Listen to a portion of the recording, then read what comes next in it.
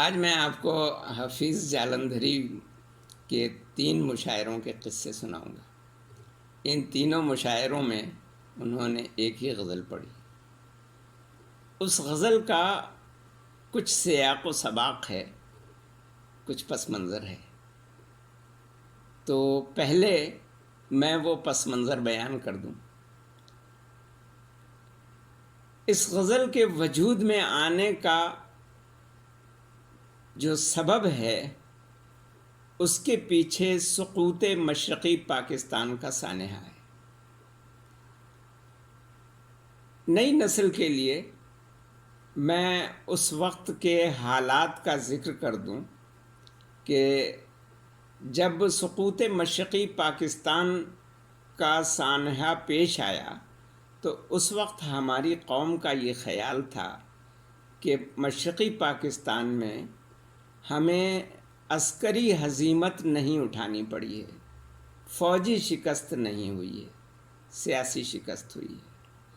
93,000 فوجیوں کا لڑے بغیر دشمن کے آگے ہتھیار ڈال دینا سقوط غرناطہ کے بعد ملت اسلامیہ کی تاریخ کا ایک بہت بڑا المناک اور شرمناک واقعہ تھا۔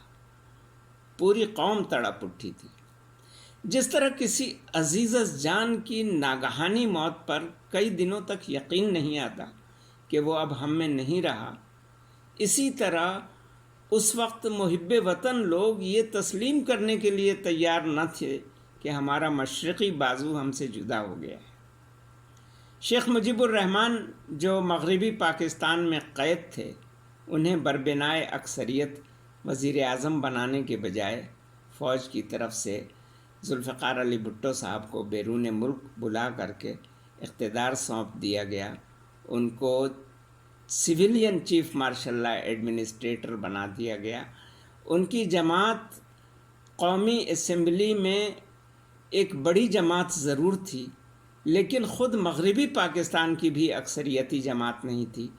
ان کی جماعت کو صرف صوبہ سندھ اور پنجاب میں اکثریت حاصل ہوئی تھی۔ بھٹو صاحب نے اقتدار سنبھالتے ہی راتوں رات شیخ مجیب کو لندن بھجوا کر ان سے گویا جان چھڑا لی۔ اب ان کے اقتدار کو کوئی مسئلہ درپیش نہیں تھا۔ اگر درپیش تھا تو بس یہ مسئلہ تھا کہ اس دکھی قوم سے بنگلہ دیش کو کیسے تسلیم کروایا جائے، کیسے منظور کروایا جائے۔ اس کے لیے انہوں نے اسلامی سربراہی کانفرنس کا ڈول ڈالا۔ یہ وہی کانفرنس تھی جس کی یادگار آج بھی پنجاب اسمبلی کے سامنے ایک مینار کی صورت میں کھڑی ہوئی ہے۔ 1974 میں پاکستان کی درخواست پر لاہور میں اسلامی سربراہی کانفرنس کا انعقاد ہوا۔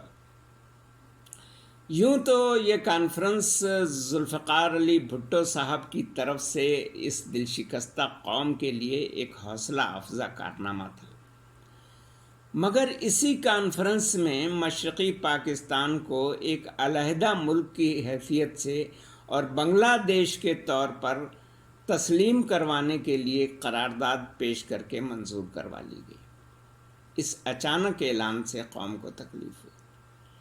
اس وقت یہ صرف ملت اسلامیہ پاکستان ہی کا جذباتی مسئلہ نہیں تھا۔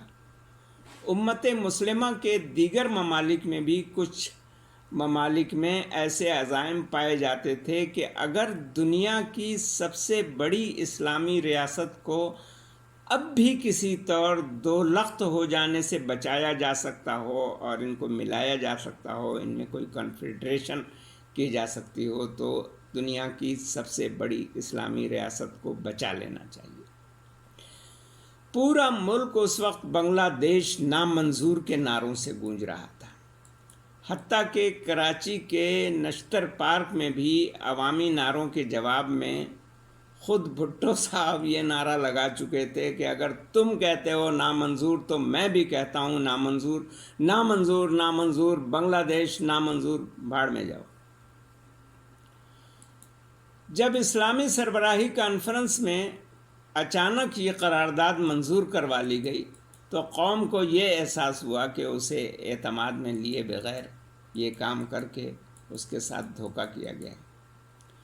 پر امید لوگوں کو اس وقت بھی یہ امید تھی کہ شیخ مجیب کو شریک اقتدار کر کے مشرقی پاکستان کو بحال کروایا جا سکتا ہے۔ شاہ فیصل شہید بھی طاغوتی طاقتوں کی خوشنودی کے لیے کیے جانے والے اس عاجلانہ فیصلے کے خلاف تھے۔ ان کے مشورے کے بالکل برعکس عمل کر بیٹھنے پر ان کا دل دکھا اور وہ کانفرنس کی باقی کارروائی چھوڑ کر اچانک وطن واپس چلے گئے۔ انجمن طلبہ جامعہ پنجاب کے صدر جناب جاوید ہاشمی اپنے چند ساتھیوں کے ساتھ سخت پہرے کے باوجود لاہور کی مال روڈ پر نکل آئے اور شیشہ عامر چکنا چور، بنگلہ دیش نامنظور کے نعرے لگاتے ہوئے گرفتار ہو گئے، پس دیوار زندہ کر دیے گئے۔ قوم کے ساتھ ساتھ قومی ترانے کے خالق جناب ابو الاثر حفیظ جالندھری کو بھی اس فیصلے کا صدمہ تھا۔ انہوں نے ایک قطعہ کہا، مگر اس وقت قائد عوام ذوالفقار علی بھٹو کے سخت احکامات، سنسر اور ان کے خوف کے سبب کوئی اخبار اس قطعے کو چھاپنے پر آمادہ نہیں ہوا۔ آخرکار انگریزی روزنامہ ڈان کے مدیر جناب احمد علی نے ہمت کی اور بڑی خوبصورت نستعلیق کتابت میں اردو شاعری کا یہ قطعہ انگریزی اخبار ڈان میں شائع ہو گیا۔ قطعہ کیا تھا؟ سر پہ راہی کے سربراہی میں کس صفائی سے ہاتھ پھیرا ہے، کارواں رہبری میں کس کی چلے، کون سب سے بڑا لٹیرا ہے۔ بھٹو صاحب شعر تو کیا سمجھتے، فلمی گانے بھی نہیں سمجھتے تھے۔ اپنے ایک ابتدائی عوامی خطاب میں البتہ انہوں نے سلامت علی کا گایا ہوا ایک گانا بڑی بے سری اور بھونڈی آواز میں گایا تھا کہ آئی ہوا گئی ہوا ساتھ لے چلی چلے۔ اس کے بعد اپنے مخصوص عوامی انداز میں پیپلز پارٹی کی ہوا کی طرف اشارہ کرتے ہوئے انہوں نے بڑے جوش و خروش سے کہا کہ یہ ہوا سلامت علیوں کو ساتھ لے چلی چلے گی، اور یہ ہوا نزاکت علیوں کو ساتھ لے چلی چلے گی، اور یہ ہوا اٹافٹ علیوں کو ساتھ لے چلی چلے گی۔ بعد کو وزارت اطلاعات و نشریات نے ایک پریس ریلیز جاری کر کے معذرت کی کہ اس سے وزیر اعظم کی مراد یا وزیر اعظم کا یہ مقصد نہیں تھا کہ نزاکت علی اور سلامت علی کی دل آزاری کی جائے، تو ان کی دل آزاری وزیر اعظم کو مقصود نہیں تھی، مگر اٹافٹ علی سے کسی نے معذرت نہیں کی۔ گمان ہے کہ کسی نے وزیر اعظم کو حفیظ کا یہ قطعہ پڑھ کر سنایا ہوگا اور اس کا مفہوم بھی سمجھایا ہوگا۔ نتیجہ یہ نکلا کہ حفیظ صاحب کو قومی ترانے کے خالق کی حیثیت سے جو وظیفہ ملتا تھا وہ بند کر دیا گیا۔ حفیظ صاحب بڑی پریشانی میں پڑ گئے۔ وہ تو کچھ مشترکہ دوستوں نے بیچ بچاؤ کرایا، یعنی بیچ میں پڑھ کر اور کوثر نیازی صاحب کو بیچ میں ڈال کر بیچ بچاؤ کرایا، تو حفیظ صاحب کا وظیفہ اور ان کا اعزاز بحال ہوا۔ اس واقعے کے بعد ہی حفیظ صاحب نے یہ غزل کہی تھی، اور یہ غزل ہم نے پہلی بار جامعہ کراچی میں منعقد ہونے والے مشاعرے میں سنی تھی۔ ابھی یہ واقعہ تازہ تھا، حفیظ کا وہ وظیفہ کی بندش اور بحالی والا واقعہ۔ تو حفیظ صاحب نے جامعہ کراچی کے مشاعرے میں بڑے ترنم کے ساتھ، اپنے مخصوص ترنم کے ساتھ یہ غزل شروع کی کہ یہ اور دور ہے اب اور کچھ نہ فرمائے، مگر حفیظ کو یہ بات کون سمجھائے، وفا کا جوش تو کرتا چلا گیا مدہوش، قدم قدم پہ مجھے دوست ہوش میں لائے۔ اس غزل کے بہت سے اشعار مشہور ہوئے، مثلاً ایک شعر جو بہت مشہور ہوا وہ یہ ہے کہ پری رخوں کی زباں سے کلام سن کے میرا بہت سے لوگ میری شکل دیکھنے آئے۔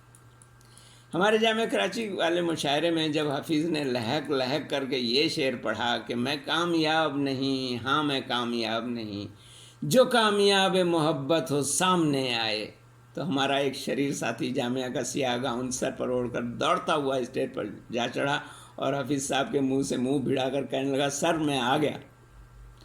سامعین کے ٹھاٹے مارتے ہوئے سمندر نے ایک طوفانی قہقہہ لگایا۔ کوئی اور ہوتا تو شاید بوکھلا جاتا، مگر حفیظ حاضر جواب تھے۔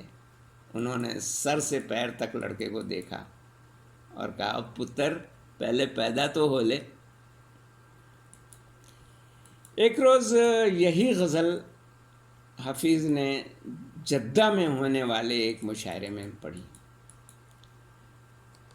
تو غزل پڑھتے ہوئے جب وہ ایک شعر پر پہنچے تو عقب میں بیٹھے ہوئے مولانا ماہر القادری کی طرف ہاتھ پھینک پھینک کر انہوں نے یہ شعر پڑھنا شروع کیا کہ بہشت میں بھی ملا ہے مجھے عذاب شدید، بہشت میں بھی ملا ہے مجھے عذاب شدید، یہاں بھی مولوی صاحب ہیں میرے ہمسائے۔